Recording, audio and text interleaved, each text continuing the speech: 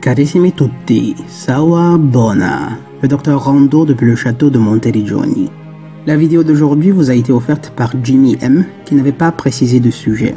En fait, ça fait un bout de temps qu'il m'avait envoyé son sponsor, seulement je n'étais pas dans les parages. J'espère qu'il est toujours à l'écoute.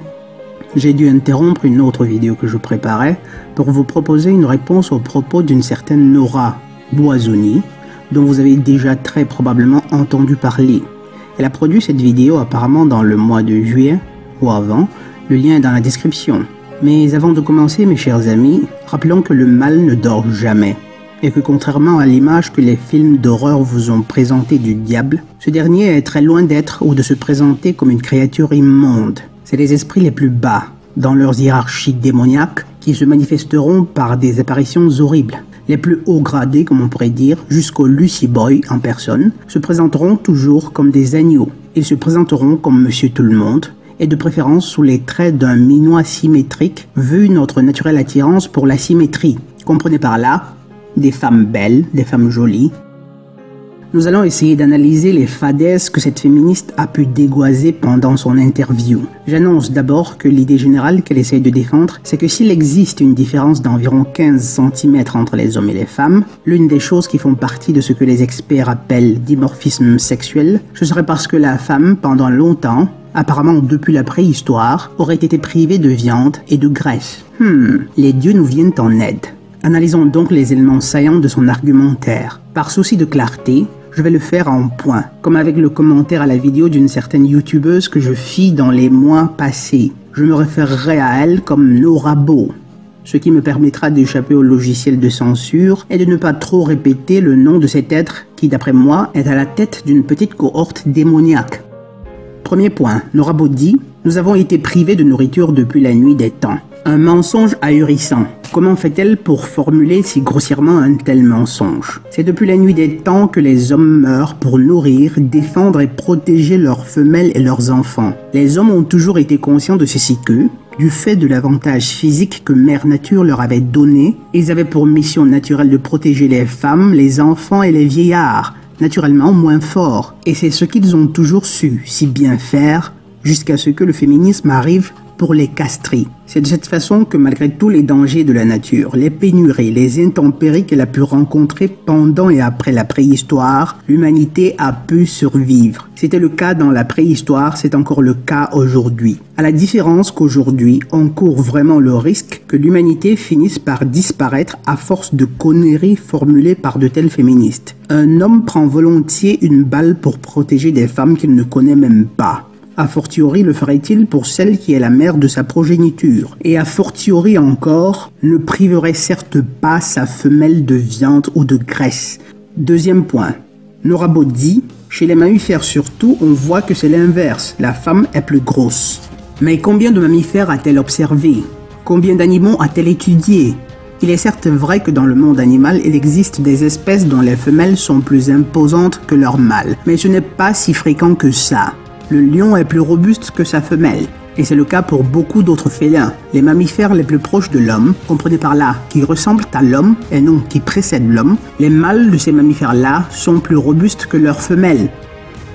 Troisième point, Nora Bo dit « Une femelle qui est plus grosse mettra au monde des enfants qui seront en meilleure santé ».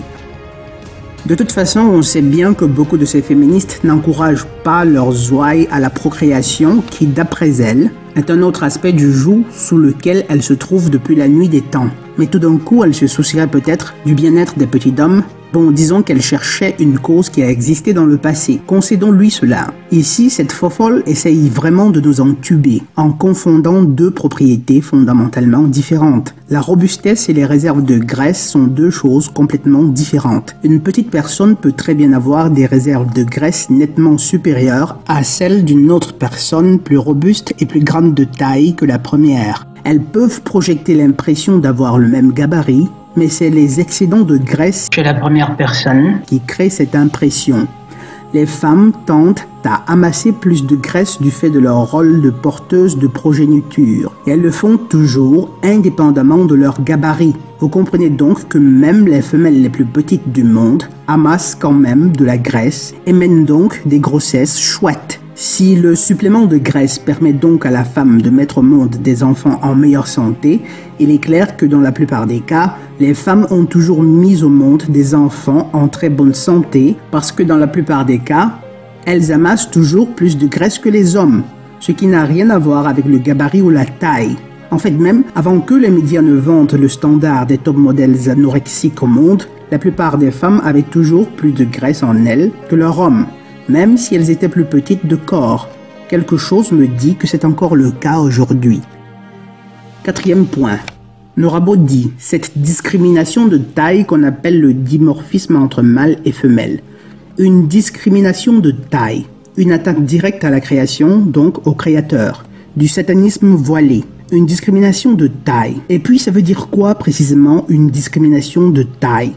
À la limite, elle aurait pu dire une différence de taille qui serait la conséquence d'une discrimination dans le partage des ressources, notamment de la viande et des graisses. Toutefois, ce n'est pas un hasard. Le djinn qui lui souffle ses propos veut que ceux qui l'écoutent arrivent à capter le mensonge subliminal selon lequel il y aurait une discrimination intrinsèque dans la création. Du satanisme, vous disais-je.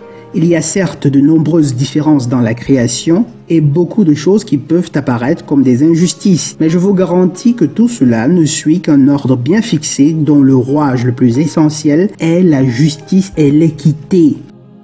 5e point. Norabo dit « La différence de taille entre hommes et femmes n'est pas très cohérente et vient du fait que les hommes se sont arrogés le monopole de la viande et de la graisse. » Les hommes se sont arrogés le monopole de la viande. Une fois de plus, un mensonge grossier. Hier comme aujourd'hui, l'homme est censé aller à la chasse, rapporter du gibier qu'il confie à la mère de ses enfants. Celle-ci devrait le cuisiner et en faire des plats succulents qui rendront encore plus fort son homme et encore plus fort ses enfants. Lorsqu'il n'y en a pas assez pour tout le monde, c'est bien à l'homme, dans la plupart des cas, que revient le devoir de se sacrifier.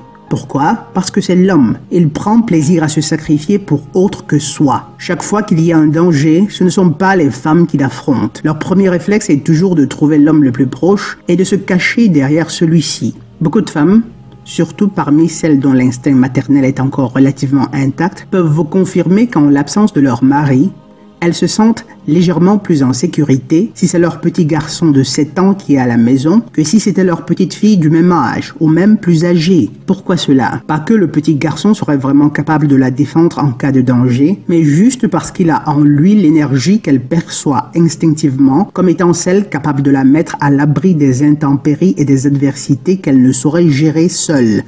6e point. Norabo dit: la privation de viande a fait que les femmes se développent moins, muscles et taille. Mais entre-temps, les femmes ont en moyenne le bassin plus large que celui des hommes. Elles ont le torse plus protubérant que les hommes, les fameuses poches de lait. Elles ont en moyenne les fessiers plus volumineux que ceux des hommes. La gracilité féminine, qui est aussi due au fait qu'elles soient plus petites, moins musclées, est-elle un problème? Ce ne sont que des indices externes de cette complémentarité intrinsèque qui caractérise l'homme et la femme. Mes chers amis, ces gens veulent nous détruire. Ils veulent détruire toute la beauté qu'il y a dans une femme qui accepte sa vraie nature de femme. Regardez donc la vidéo en description pour voir ce que ça donne que de passer de femme à féministe. Ne vous étonnez donc pas si un jour elle nous accouche une autre vidéo dans laquelle elle affirme que si les femmes ont un orifice plutôt qu'un sabre, c'est bien parce qu'à force de se faire violer par ces brutes d'hommes, leur piquet à elles a fini par se rétracter. 7e point. Norabo dit: ces femmes qui ne mangeaient pas, leur gène s'est un peu éteint. Leur gène s'est un peu éteint, et comment ça se fait que c'est la plupart des femmes qui soient plus petites que les hommes? Apparemment, c'est plutôt leurs gènes qui ont survécu. Si l'on suit bien son raisonnement, on déduirait que n'auraient subsisté que les rares exceptions de femmes qui se nourrissaient bien, qui consommaient de la viande. Et qu'est-ce qui se serait passé pour qu'aujourd'hui, les femmes soient presque toujours plus petites que les hommes? Et puis ça veut dire quoi, précisément, leur gène s'est un peu éteint?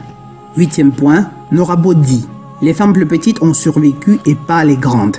Comme dans le point précédent, comment les plus petites auraient-elles survécu alors qu'apparemment c'est le manque de viande, de graisse qui, de ce qu'on peut déduire, était à l'origine de leur petite taille. Si vraiment elles étaient privées de viande et de graisse par ces hommes, si vraiment elles étaient mal nourries, et si leur petite taille était une conséquence de cette malnutrition, ce serait aussi le début de leur disparition progressive qui aurait conduit à un monde où il n'y aurait simplement plus de femmes menues. La plupart des femmes seraient autant grandes que les hommes, et peut-être même plus. Mais c'est bien le contraire qu'on observe.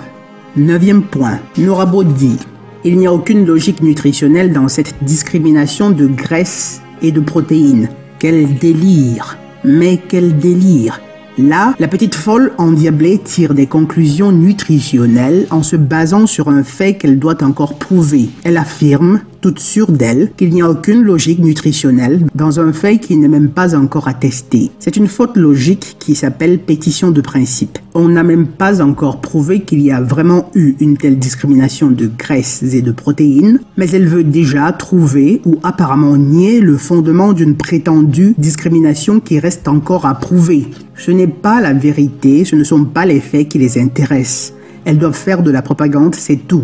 10e point. Norabo dit « En privant les femmes de fer par des symboliques virilistes, leur progéniture ne grandissait pas très bien et ces femmes en question ne menaient pas de très chouettes grossesses. » Cette affirmation laisse croire que par le passé, les hommes, tellement ils étaient connards, tellement ils étaient inconscients qu'ils enlevaient même le couvert de la bouche de leurs femmes enceintes. Norabo, esprit mécréant, malhonnête et dégoûtant que cette femelle Norabo, comme si elle avait à cœur le bien-être des femmes qui choisissent d'accomplir leur devoir de procréation. Il n'y a jamais eu de femme enceinte qui ait vécu de grossesse plus délirante que celle des femmes qui conçoivent sous le féminisme. Par le passé et encore aujourd'hui dans beaucoup de zones en Afrique, en Amérique, en Asie, une femme enceinte appartient simplement, strictement et absolument, et à juste titre, à une catégorie d'êtres privilégiés. On leur accepte tout, on leur donne tout, on pardonne volontiers leurs caprices.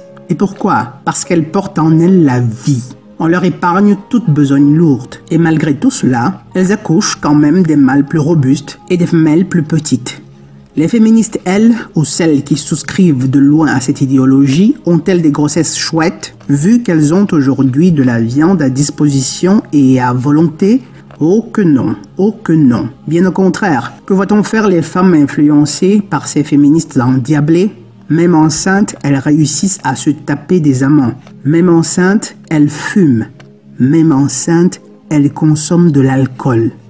Même enceintes, elles écument les bars et beaucoup d'autres endroits peu recommandables sous prétexte qu'elles veulent avoir du bon temps. Elles fréquentent même les gymnases pour soi-disant maintenir leur ligne, ignorant qu'en fait, si leur idole Madonna ou Sandra Bullock ou Beyoncé ou Serena Williams, si ces femmes ont maintenu la ligne malgré leur grossesse, c'est parce qu'elles n'avaient jamais été enceintes. Voir la vidéo sur comment Hollywood a vendu l'illusion de force aux femmes. Même enceintes, elles sont sur les campus à prétendre vouloir égaler les hommes. Peut-être comme le dit Norabo, nos ancêtres femelles auraient manqué de viande, mais elles ont quand même réussi à survivre, elles ont quand même réussi à nous mener jusqu'à aujourd'hui. Mais vous les féministes folles, ce dont vous manquez ne vous permettra pas de survivre même pas un siècle. 11e point. Françoise Héritier, les femelles qui mangeaient debout. Là, Norabo prend le souvenir d'un événement du passé lointain d'une autre icône du féminisme, Françoise Héritier, et en fait une règle générale. Quelle misère! Ce qui est intéressant, c'est que toutes ces fiasses de féministes ne se sont jamais donné la peine de prendre en compte le ressenti des femmes de nombreux autres peuples et cultures du monde. En Asie, en Afrique, en Amérique du Sud, toutes les femmes de ces peuples vous diront la joie qu'elles éprouvent à assumer une fonction qui est simplement naturelle. 12e point. Norabo dit « Les femmes sont 2 fois plus victimes de malnutrition que les garçons. Ne demandez surtout pas à celle-là sur quoi se base une telle affirmation, ou si elle s'est donné la peine de prendre en compte l'ensemble des causes possibles d'un tel état de choses. Elle a besoin de faire de la propagande. Et tout passe. Les femmes sont 2 fois plus victimes de malnutrition que les garçons, d'abord parce qu'il y a plus de femmes que de garçons, presque partout. Ensuite, parce qu'elles sont moins résistantes, aussi simple que ça. Pendant une quelconque épidémie, les enfants sont le plus souvent plus touchés que quiconque. Pourquoi? Parce qu'ils ne sont pas assez résistants. Ce n'est certes pas parce que les hommes les privent, eux et leurs mamans, de viande et de graisse. 13e point, Norabo dit: en cas de famine, ce sont les femmes qui se privent pour nourrir les enfants et les hommes. L'on pourrait admettre que les femmes, surtout avant le féminisme, puissent se priver pour nourrir les enfants. Mais certainement pas pour nourrir les hommes, puisque de toute façon, ils ne seraient même pas là. Ils seraient trop occupés à courir après le gibier et se contenteraient de simples bouchées, juste assez pour tenir le coup pendant la prochaine chasse. Je voudrais bien voir cette Norabo dans un contexte réel où la faim sévirait. Je vous garantis qu'elle serait la femme la plus douce du monde et renierait toutes ces inepties qu'elle crache. Les hommes ont construit une société dans laquelle il y a de l'abondance. Comme remerciement, ils n'ont aujourd'hui sur leur passage que de petites ingrates qui, n'ayant jamais connu ce qu'est la galère, régurgitent des théories à la con juste pour nourrir leur propagande. Ça ne m'étonnerait pas du tout si demain Norabo nous sortait une autre vidéo dans laquelle elle affirmerait que si les enfants naissent si petits, c'est bien parce que depuis la préhistoire, les hommes privaient leur maman des nutriments nécessaires à la bonne croissance des fœtus. Et vu qu'on y est, pourquoi ne pas raisonner à la Norabo? En d'autres termes, pour raisonner à la con, essayons de compléter les inepties de Norabo. 1. Je l'ai déjà mentionné, mais je la reprends celle-là, juste au cas où elle vous aurait échappé. Les femmes ont des orifices plutôt que des piquets comme les hommes, parce qu'à force de se faire violer par les hommes, leurs piquets à elles ont fini par se rétracter. 2. Les femmes tendent à garder de plus longs cheveux parce que les hommes dans la préhistoire les obligeaient à les faire pousser pour en faire des cordages. 3. Les femmes ont des poches de lait parce que les hommes les obligeaient à consommer des breuvages dont la composition est aujourd'hui perdue, des breuvages qui détournaient les mécanismes endocriniens de leur corps, des femmes, forçant les glandes mammaires à produire du lait même des années après le sevrage de l'enfant, ce qui donnait à ces hommes sadiques assez de lait qu'ils revendaient, qu'ils consommaient, seuls bien sûr, ou qui leur procuraient de quoi nourrir les chiens qui les aidaient à la chasse de gibier qu'ils consommaient seuls, évidemment. 4. Les femmes ont le bassin plus large parce que les hommes, à force de les obliger à écarter les jambes pour le coït, ont fini par leur dévaster les muscles et ligaments des articulations sacro-iliaques et corsofémorales. 5. Si les femmes n'ont pas de calvitie comme les hommes, c'est parce que dans la préhistoire, tellement les hommes étaient égoïstes, tellement ils détestaient les femmes, tellement ils étaient égocentriques qu'ils interdisaient aux femmes de se couvrir le chef, qui du coup était permanemment exposé au froid et à la canicule. Ainsi, l'évolution a éteint en elles le gène de la calvitie pour qu'au moins leur tête soit toujours protégée par de longs cheveux. 6. Les femelles aujourd'hui ont la peau plus douce parce que les hommes de la préhistoire, utilisant les femmes pour se gratter le dos, ces dernières ont fini par développer un mécanisme évolutif qui a rendu leur peau moins rugueuse afin que ces machos ne puissent plus profiter d'elles comme brosse à dos. Voilà. Vous voilà servi. 6 belles inepties à la Norabo. J'inviterai volontiers une demoiselle qui lutte de notre côté à produire une vidéo avec cette petite liste que je publierai volontiers ici et qu'elle aussi pourra publier à son tour si elle le souhaite. Bref, mes chers amis, on pourrait en dire encore davantage sur les propos de cette fofolle. Je crois que j'ai touché les points les plus importants. Toutefois, il ne faudrait pas croire qu'elle serait un peu de soin. C'est du satanisme à l'état pur. Il est certes voilé, mais c'est bien de cela qu'il s'agit. Ce que vous devez comprendre, c'est que le satanisme est simplement une rébellion contre l'ordre établi par le Créateur. Aussi font-ils tout pour corrompre davantage les femmes et les surexciter, elles qui pour la plupart sont déjà totalement acquises à la cause du mal, afin qu'elles en arrivent à confirmer dans leur esprit cette domination illusoire qui serait même carrément inscrite dans la nature, et ce pour les éloigner encore davantage des raisons profondes, comprenez spirituelles, du dimorphisme sexuel. Comprenez bien, et beaucoup de ceux qui suivent mes vidéos le savent déjà, comprenez bien que les esprits qui habitent dans des corps de femmes ont dû être enfermés dans des corps plus petits, donc un peu plus faibles, afin qu'ils ne dominassent jamais.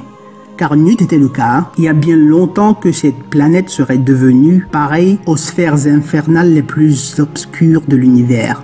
Elles furent les esprits les plus perfides et les plus enragés contre les lois du Créateur. C'était le seul moyen de permettre à tout le monde d'avoir l'occasion d'apprendre des leçons pendant ce pèlerinage terrestre et de se racheter.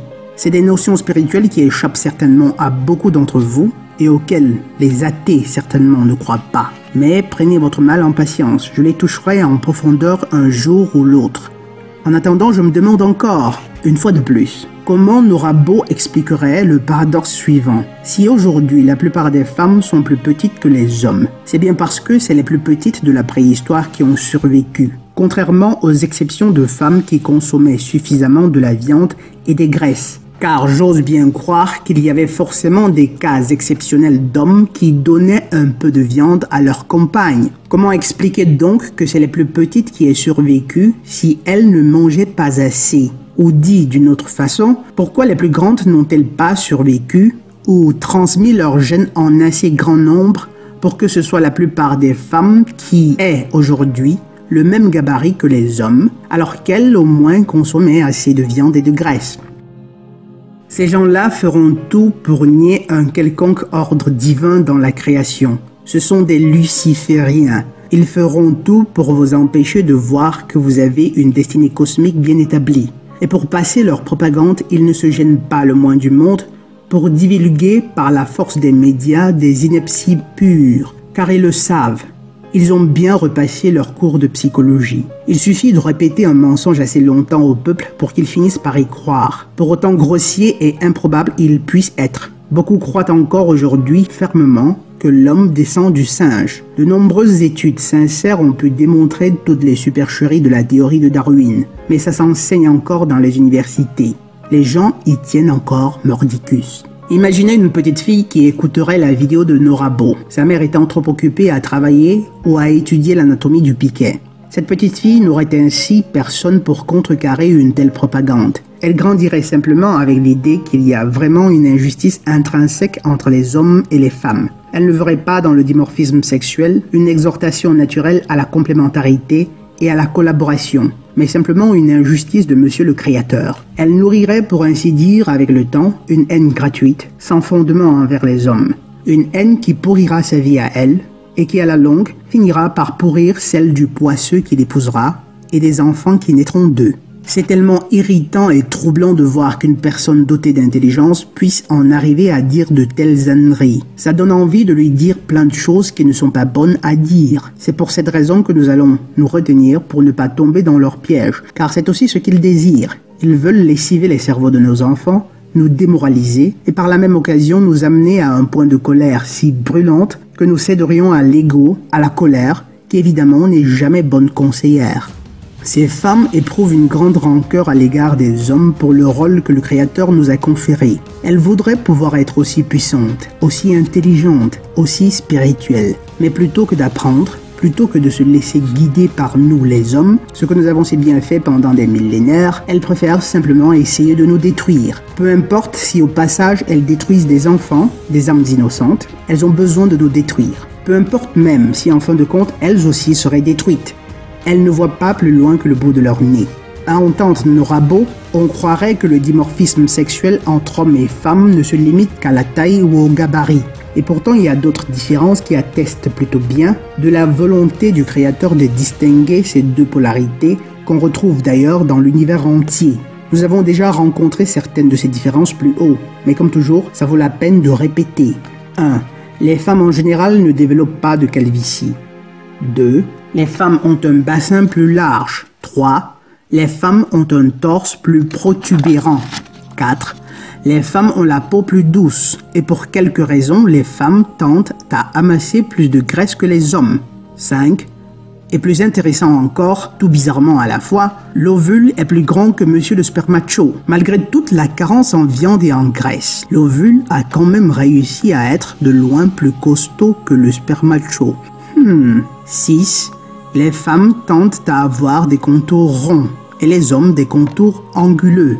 7. Les hommes en général sont plus velus, probablement parce que les hommes de la préhistoire passaient le temps à recouvrir les femmes des plus belles peaux d'animaux qu'ils trouvaient, tellement ils étaient cruels, tellement ils ne voulaient pas que les pores de leurs femmes respirent. Une autre à ajouter à la liste des inepties citées plus haut. Bref, mes chers amis, en conclusion, Sachez que ces féministes sont prêtes à tout pour dénigrer, calomnier et avilir les hommes. Je n'ai pas de doute sur le fait que chez la plupart d'entre vous, cette idée de l'homme qui dans la préhistoire privait la femme de viande est absolument saugrenue. Cela n'empêche toutefois pas que vous courriez le risque de tomber dans le piège de croire que ces femmes-là ont vraiment subi une injustice que vous essayeriez dès lors de réparer en vous faisant marcher dessus par votre compagne. C'est l'une des choses qu'elles recherchent. Ce n'est que de la propagande. Ne perdez jamais de vue le fait qu'en général, vous avez bien plus de jugeotes que ces femelles et que c'est à vous que revient le devoir de guider ces femmes car elles ne savent pas ce qu'elles veulent. La sérénité d'une harmonie provient du respect des rôles respectifs. Mais s'il est un sexe capable d'atteindre cette harmonie tout seul, c'est bien l'homme. N'ayez aucun doute sur cela. Le féminisme disparaîtra, mais nous devrons conserver le souvenir des propos de femelles telles que Nora Bo, qui resteront un témoignage éternel qui déposera à leur charge. Je remercie Jimmy M pour nous avoir offert cette vidéo. Je vous exhorte au final à partager cette vidéo autant que faire se peut. Ce sera bien peu de choses à côté de la puissance médiatique de la OBS, mais ce serait quand même quelque chose. Voilà. C'est tout pour aujourd'hui. Si c'est ma première vidéo que vous écoutez, je la considère une avant-première. Si c'est la deuxième, je veux encore être magnanime. Mais à partir de la troisième, vous avez le devoir de vous abonner, de liker et si possible de partager. Et si le cœur vous en dit, un petit don PayPal pour la perpétuité de la chaîne serait tout autant le bienvenu. Mais par-dessus tout, rappelez-vous toujours, soit nous souffrons pour nous perfectionner, soit nous souffrons de nos imperfections. Depuis la tour du château de Monteriggioni, je suis le docteur Rando Redotto. Sawa Bona.